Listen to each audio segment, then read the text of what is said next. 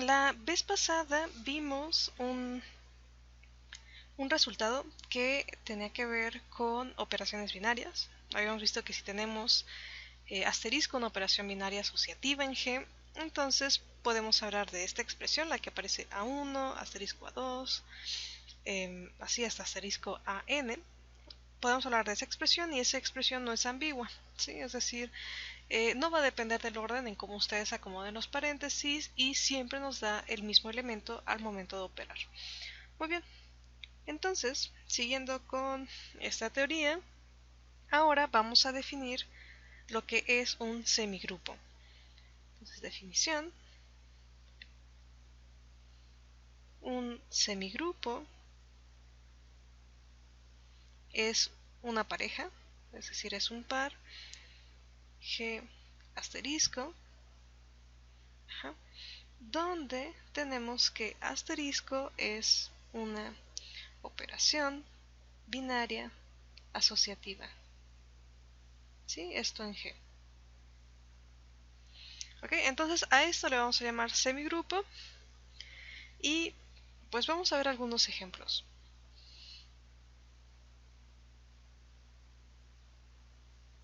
Bueno, dentro de los primeros ejemplos de semigrupo que tenemos, pues es pensar, por ejemplo, en los naturales con la suma. Sabemos que la suma en los naturales pues es asociativa.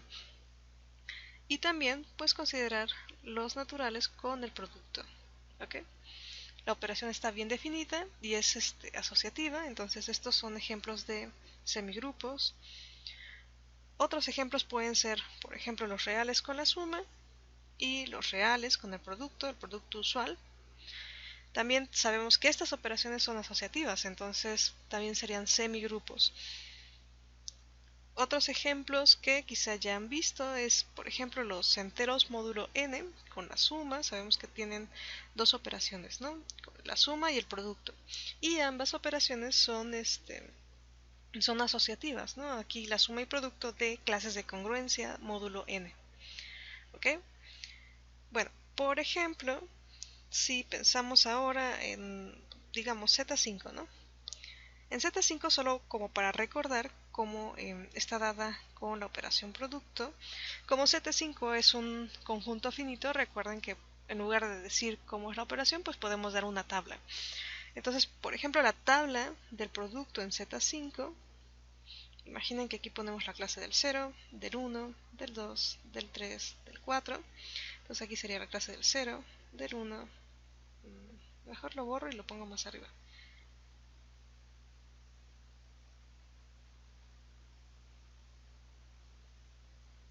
Sí, a ver, Z5 con la operación producto. Nos queda 0, 1, 2, 3, 4, 0, 1, 2, 3, 4. ¿Ok? Entonces, ¿recuerdan más o menos cómo era la operación cuando tomábamos los enteros módulo n? O sea, cómo se definía el producto. Si tomamos, por ejemplo, la clase del 0 y la clase del 1 y hacíamos el producto, ¿qué clase nos daba? ¿Recuerdan?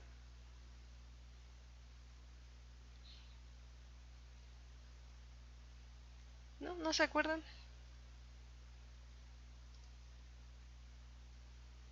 Mario, Miguel Ángel, Antonio, Daniela, Fernando, Stephanie. ¿No? ¿No se acuerdan? Bueno, pues es muy fácil. Si ustedes tienen, por ejemplo, la clase de A y la clase de B, acuérdense que es una relación de equivalencia y tomamos las clases. Entonces, nuestros elementos son clases ahora. Entonces, por definición, cuando hacemos el producto de estas dos clases, pues nos daba, pues tómate a los representantes, haces el producto con ellos y después toma su clase. Entonces, en esencia es multiplicar ellos así de manera normal como lo haríamos en Z y después de eso tomar la clase. Entonces, por ejemplo, ¿cómo nos queda la tabla de arriba? Pues 0 por cualquier cosa nos va a dar 0, entonces tanto la primera fila como la primera columna nos da 0, ¿no? 1 por cualquier clase pues nos deja la clase, ¿no? 1 por cualquier elemento pues es el elemento. Entonces, por ejemplo, aquí nos quedaría 1, 2, 3, 4. Y aquí nos quedaría 2, 3, 4. ¿Ok? Por ejemplo, 2 con 2, 2 por 2 me da 4. Y si tomo la clase de 4 módulo 5, pues me da 4. Entonces aquí me queda 4. Por ejemplo, 2 por 3, estoy en el siguiente elemento dentro del tercer renglón. 2 por 3 me da 6, que módulo 5, recuerden que la clase que le corresponde a cualquier entero, módulo n, es el residuo que va a dejar módulo n. Entonces 2 por 3, aquí fíjense, 2 por 3 me da 6. ¿Qué residuo me deja cuando lo divido entre 5? Pues me da residuo 1. Entonces, por ejemplo, aquí pondría 1, ¿sí? Y si hago 2 por 4, que sería el siguiente elemento dentro de ese renglón, pues me da 8, que módulo 5, o sea, ¿qué residuo me deja 8 módulo 5? Pues me da residuo 3. ¿Ok? Entonces, por ejemplo, me queda así, y si hacen la operación, esto también sucede, ¿no? Sí, ahora fijándonos en el tercer renglón, tercer columna, pues es la misma operación. 3 por 2 me da 6, que me da residuo 1, que es el 1 que estoy escribiendo aquí. Y si hago 4 por 2, pues me vuelve a dar 8, que me da residuo 3, ¿no? Que es lo que estoy escribiendo acá. ¿Ok? Entonces, por ejemplo, 3 por 3, ahora vamos a fijarnos en este espacio. 3 por 3 me da 9, que residuo módulo 5 me da 4. Entonces me queda aquí 4. Y 3 por 4 me da 12, que residuo módulo 5 me da 2. Entonces aquí me queda 2. Y este 2 también aparece acá. Sí, es la misma operación. Y por último, 4 por 4 me da 16, que residuo módulo 5 me da 1. ¿Ok? Entonces, por ejemplo, este es un semigrupo, ¿sí? De hecho, esto lo sabemos por el inciso 3, ¿no? Zn pues es para cualquier n, entonces en particular para Z5, sucede que es un semigrupo. Esta operación es asociativa y principalmente se debe a que se hereda de que en Z, el producto en Z es asociativo, ¿no? Entonces, cuando ustedes consideran tres clases y operan, pues están operando como que en Z primero y después toman la clase. Entonces, la propiedad de asociatividad se sigue preservando. Muy bien. ¿Dudas sobre este Zn? ¿Sí se acuerdan ya cómo es la operación? ¿Ya lo recordaron mejor?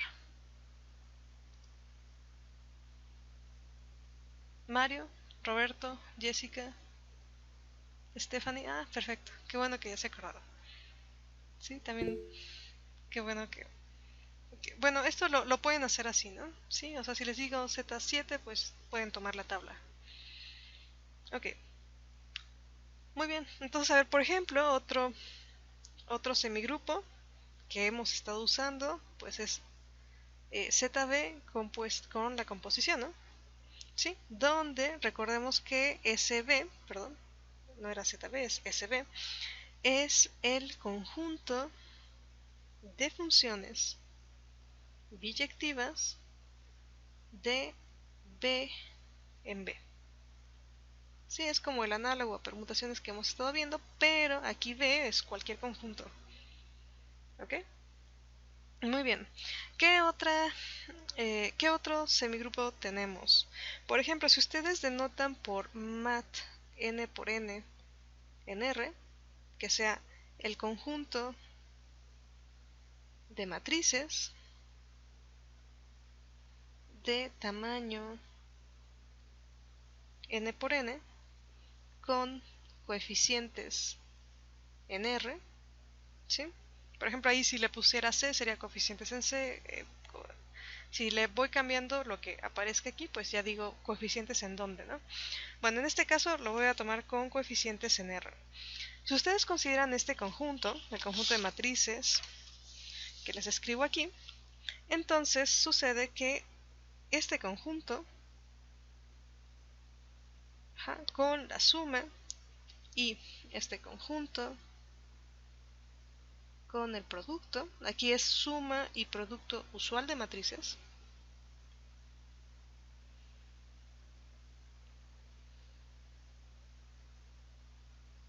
bueno, resulta que estos dos son semigrupos también, ¿sí? Y de nuevo, se debe porque tanto la suma como el producto, cuando toman matrices, pues esas operaciones son asociativas. Ok, y a ver, hasta ahorita como que es el mismo conjunto, le pones dos operaciones y resulta que son semigrupos. Y se debe a que las operaciones pues son asociativas. Entonces, ahora vamos a ver este ejemplo. Imaginen que tienen este conjunto, el conjunto que solo tiene al 1 y al menos 1. Esto como subconjunto de Z. ¿Sí? Entonces, este conjunto con la multiplicación usual, ¿sí? En Z es un semigrupo. ¿Ok? Pero fíjense que, o sea, lo que estoy diciendo es que este conjunto 1 menos 1 con el producto es un semigrupo. Pero dices, bueno, ¿y qué tal si le cambio la operación? Si, por ejemplo, solo en este ejemplo, si consideramos la suma,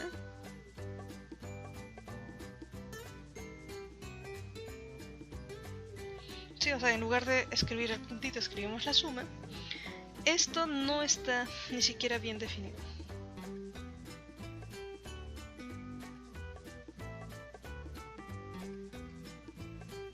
¿Sí? La operación no queda bien definida. ¿Y esto por qué? Porque, por ejemplo, pues tendríamos que poder sumar, ¿no? Y volver a caer en nuestro conjunto. Y si ustedes hacen 1 más menos 1, pues esto les da 0, que no pertenece a este conjunto, ¿no? Entonces, ¿con qué nos podemos quedar de estos ejemplos que estamos viendo? Es que puedes tener un conjunto y con una operación puede ser un semigrupo y con otra operación pues ni siquiera tendría sentido, ¿no? O sea, la operación ni siquiera es cerrada. Entonces, hay conjuntos que les puedes asignar operaciones distintas y con las operaciones distintas son semigrupos, y hay otros que admiten ser semigrupos con algunas operaciones y con otras no. Ajá. Ok. ¿Dudas hasta aquí? ¿Se les ocurre algún ejemplo que quieran ver o con estos es más que suficiente por ahora? Con eso están bien. Muy bien. Ok,